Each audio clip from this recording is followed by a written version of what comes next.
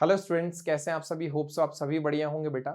आज की क्लास का जो डिस्कशन पॉइंट है हमारा बेसिकली वो आपके एग्जाम से रिलेटेड है। कल आपका एग्जाम है कॉस्ट एंड मैनेजमेंट अकाउंटिंग का, जिसमें क्या chapters as per our syllabus theoretically important हो सकते हैं, कौन से चैप्टर्स न्यूमेरिकली इंपॉर्टेंट हो सकते हैं, कौन कौन से चैप्टर्स न्यूमेरिकली कवर्ड हैं, कौन से चैप्टर्स थ्योरेटिकली कवर्ड हैं। तो आइए एक बार देखते हैं हम लोग।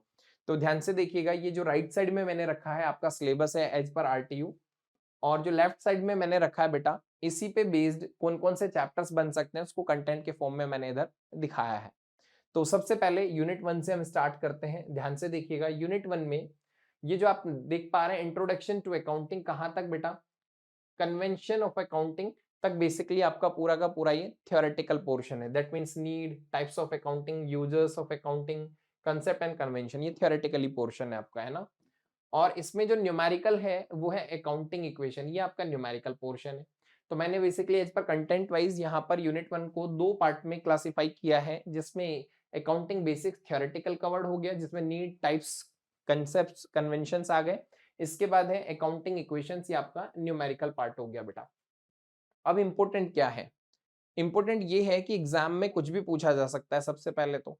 अब इंपॉर्टेंट बच्चे के दिमाग में आता है कि सर अकाउंटिंग इक्वेशंस का लास्ट क्वेश्चन कब आया था एग्जाम में। तो बेटा अगर मैं याद करूं तो 2015 में कहीं ना कहीं लास्ट टाइम क्वेश्चन पूछा गया था। इसके बाद 2 मार्क्स के क्वेश्चन जनरली अकाउंटिंग इक्वेशन से पूछे जाते हैं। दैट मीन्स एग्जामिनर आपसे पूछ रहा है what is accounting equation, what do you mean by accounting equations, ऐसे क्वेश्चन जनरली बाद में पूछे गए। तो हो सकता है इस बार एग्जामिनर आपको अकाउंटिंग इक्वेशन का न्यूमेरिकल भी दे सकता है। तो प्लीज छोड़ के मत जाइएगा, 11th-12th क्लास का चैप्टर है, बेसिक्स कवर कर रहा है, तो कहीं ना कहीं इंपॉर्टेंट हो सकता है। तो अब बात करते हैं हम यूनिट नंबर सेकंड पे। यूनिट नंबर सेकंड पे बात करें अगर अपन, तो ये बेटा पूरा का पूरा आप देख पा रहे हैं 11th क्लास की अकाउंट का मैटर है, पूरा का पूरा 11वीं क्लास का मैटर है, कॉमर्स वाला है। तो जो यहाँ पर आप देख पा रहे हैं, सबसे पहले जर्नल एंट्रीज हैं आपकी, then ledger and trial balance है। आफ्टर दैट आप फाइनल अकाउंट्स देख पा रहे हैं, जिसमें आप पढ़ते हैं trading account, P and L account and balance sheet. Trading, P and L and balance sheet जो आप पढ़ते हैं बेटा, यहाँ पे ट्रेडिंग और पी एंड एल जो है विदाउट एडजस्टमेंट गिवन है बेटा। कौन सा? Without adjustment. That means unit second में क्या क्या कवर हो रहा है, जर्नल एंट्री कवर हो रही है हमारी, ledger and trial balance cover हो रहा है, और फाइनल अकाउंट्स कवर हो रहे हैं विदाउट एडजस्टमेंट। दैट मीन्स ये पूरा का पूरा पोर्शन आपका न्यूमेरिकल है, आपको करके जाना है, सिंपल है, आसान है, छोड़ के नहीं जाना है बेटा इसको। ये पूरा न्यूमेरिकल पोर्शन है।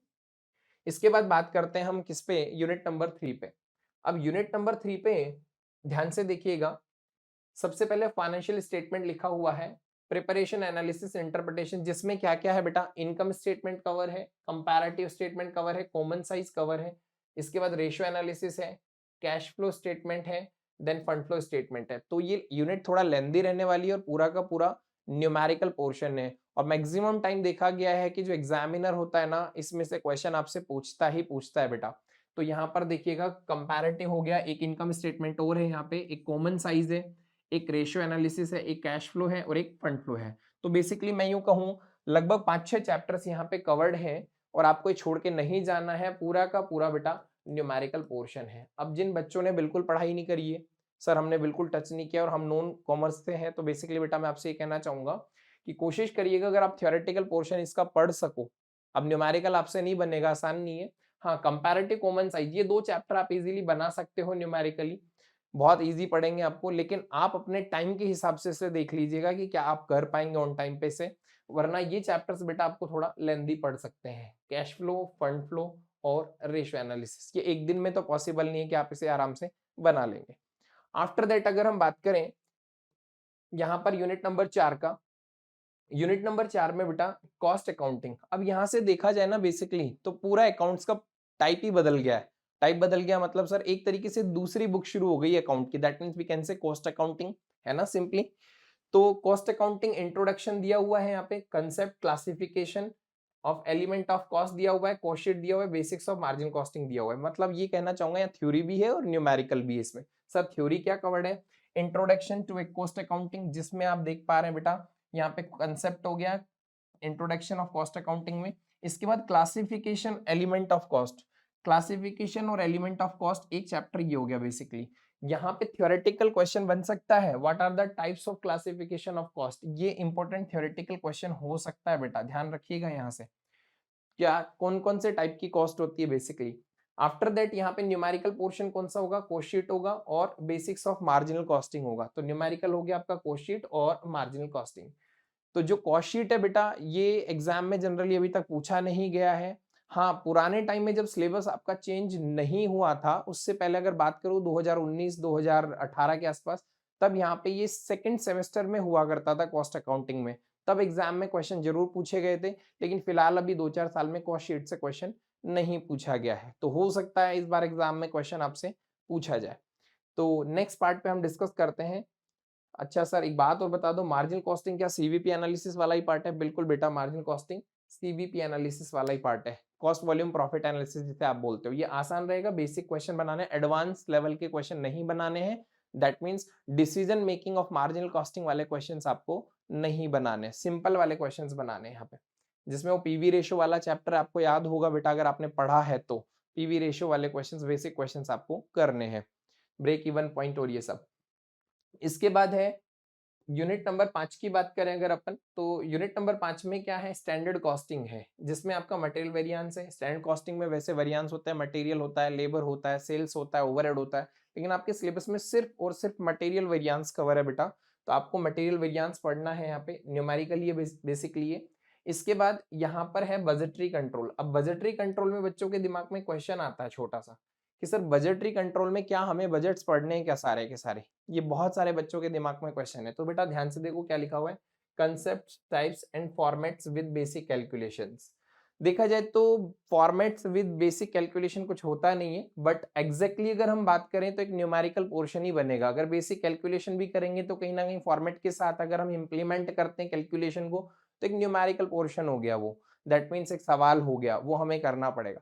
बट ऐसा कहूंगा कि कोई hard and fast question, that means tough question या फिर एडवांस लेवल का क्वेश्चन आपसे नहीं पूछा जाएगा एग्जाम में। वो एक्सपेक्ट करता है एग्जामिनर कि आपको इसका फॉर्मेट पता होगा, इसकी बेसिक कैलकुलेशंस क्या होती हैं। सर बेसिक कैलकुलेशन में कोई एग्जांपल देंगे आप? जैसे बात करते हैं सेल्स बजट होता है। अब सेल्स बजट में क्या करना होगा बेटा? सेल्स बजट में सिंपल सी बात है, अगर आपको सेल्स बजट बनाना है तो आपको वैल्यू निकालनी पड़ेगी सेल्स की। अब सेल्स की वैल्यू कैसे निकालोगे? अगर आपको पता हो कितनी क्वांटिटी बेचने वाले हो आप एक्सपेक्टेड, उसका अगर रेट आप बता दो तो आप क्या निकाल सकते हो? सेल्स की वैल्यू निकाल सकते हो। सिंपल सी बात है। तो बेसिक कैलकुलेशन में जस्ट लाइक ए फॉर्मूला हो गया ही। इसी तरीके से आपका एक प्रोडक्शन बजट होता है। प्रोडक्शन बजट में एक फॉर्मूला काम करता है, sales plus closing stock minus opening stocks. That means basic basic part आपको पढ़ना है, कोई एडवांस लेवल के क्वेश्चंस यहाँ नहीं बनाने। तो सर यहाँ पे क्या ये दोनों एक तरीके से प्रैक्टिकल न्यूमेरिकल हो गया? हाँ, देखा जाए तो ये वाला तो आपका पूरा न्यूमेरिकल हो ही गया है। इसको मैं कहूंगा थ्योरी पार्ट है, और प्लस बेसिक कैलकुलेशन के साथ हम इसे न्यूमेरिकल या प्रैक्टिकल बोल सकते हैं। बट हाँ, एग्जाम में अभी तक तो क्वेश्चन पूछा नहीं गया है। एग्जामिनर आपसे, मुझे ऐसा लगता है कि एग्जामिनर आपसे यहाँ एक्सपेक्टेडली जो क्वेश्चन पूछेगा वो थ्योरेटिकल क्वेश्चन ही पूछेगा। तो नेक्स्ट हम मूव ऑन करते हैं बेटा। यहाँ पर यूनिट नंबर 6 पे अगर हम बात करें, यूनिट नंबर 6 जो है वो है basically accounting standards and IFR से रिलेटेड है। बेसिकली पूरा का पूरा थ्योरेटिकल कवर है। हाँ, जो बच्चे सीए सीएस का एग्जाम दे रहे हैं बेटा, ऐसा मत करिएगा प्लीज कि आप कहीं इसमें न्यूमेरिकल करने बैठ जाओ। आपको थ्योरेटिकल पढ़ना है, इसको क्या करना बेटा? थ्योरेटिकल पढ़ना है आईएफआरएस और अकाउंटिंग स्टैंडर्ड्स को। इसके बाद यूनिट नंबर 7 की बात करें तो यहाँ पे emerging issues in financial accounting की टॉपिक्स हैं आपके। एचआरए टॉपिक है, ये सेपरेटली आपको पढ़ना है। एचआरए के बारे में हो सकता है एचआरए के बारे में 2 मार्क्स का क्वेश्चन एग्जाम में मिले आपको। रेस्पॉन्सिबिलिटी अकाउंटिंग के बारे में 2 मार्क्स का क्वेश्चन हो आपके एग्जाम में बेसिकली। इसके बाद है basic concept of GST, short note आ जाए जीएसटी के बारे में आपसे पूछ लिया जाए। तो यहाँ पर ये पूरा का पूरा थ्योरी है। मतलब सर आप कहना क्या चाहते हो, यूनिट 6 और 7 पूरा का पूरा थ्योरी है? हाँ जी बेटा, पूरा का पूरा थ्योरी है। आफ्टर दैट यूनिट 8, यूनिट 8 की लास्ट यूनिट की अगर हम बात करें तो यूनिट 8 में बेटा आप देख पा रहे हैं ध्यान से, वैल्यूएशन ऑफ गुडविल और इन्वेंट्री, 2 चैप्टर है बेसिकली यहाँ पे। और जो 2 चैप्टर है मैंने दोनों यहाँ कवर किए हैं कंटेंट पे। और जो इन्वेंट्री में आपको पढ़ना है वो ईओक्यू मॉडल नहीं पढ़ना है, वहाँ सेपरेटली लिखा हुआ है लीफो पढ़ना है, फीफो पढ़ना है और हीफो पढ़ना है। आपको यही चीजें पढ़नी है, ईओक्यू मॉडल्स नहीं पढ़ने बेटा आपको यहाँ पे। दैट मीन्स यहाँ पे वैल्यूएशन ऑफ गुडविल और इन्वेंट्री मैनेजमेंट, ये आपका दोनों न्यूमेरिकली कवर्ड है बेटा। तो ये न्यूमेरिकल पोर्शन हो गया। सर क्या आप हमें अब बता सकते हैं कि हमारे लास्ट एग्जामिनेशंस में जो केस स्टडी थी, compulsory question 20 marks part C में आता है, वो कौन कौन से चैप्टर से था? तो बिल्कुल बेटा ध्यान से देखिएगा। यहाँ अगर हम देखें पार्ट सी में कंपल्सरी 20 मार्क्स के क्वेश्चन में 2022 से आपका फंड फ्लो था, यहाँ पे यूनिट नंबर 3 से 20 मार्क्स में। 2023 में बेटा स्टैंडर्ड कॉस्टिंग था आपका 5 यूनिट से, और 2024 में अगर बात करें कैश फ्लो स्टेटमेंट था यूनिट 3 से, और 2025 में लास्ट ईयर रेशियो एनालिसिस का बहुत छोटू सा क्वेश्चन था, बहुत सिंपलेस्ट क्वेश्चन मैं यूं बोलूंगा, बहुत सिंपल सा क्वेश्चन था यूनिट नंबर 3 से। तो अब आप देखो यहाँ पे फ्रीक्वेंसी यूनिट 3 की सबसे ज्यादा नजर आ रही है। तो यूनिट 3 में बहुत लेंदी है बेटा, ये कई टॉपिक्स हैं, हो सकता है एग्जामिनर वापस से आपसे क्वेश्चन पूछे, लेकिन ऐसा पॉसिबिलिटी है कि इस बार हो सकता है कुछ चेंजेस देखने को मिले आपको एग्जाम में। जैसे मार्जिनल कॉस्टिंग का हो सकता है 20 मार्क्स का क्वेश्चन आपको देखने को मिले, हो सकता है कोस्ट शीट का क्वेश्चन आपको देखने को मिले इस बार। तो आज का सेशन हम यहीं पे वाइंड अप करते हैं बेटा। All the best for your examination. Thank you so much, have a good day.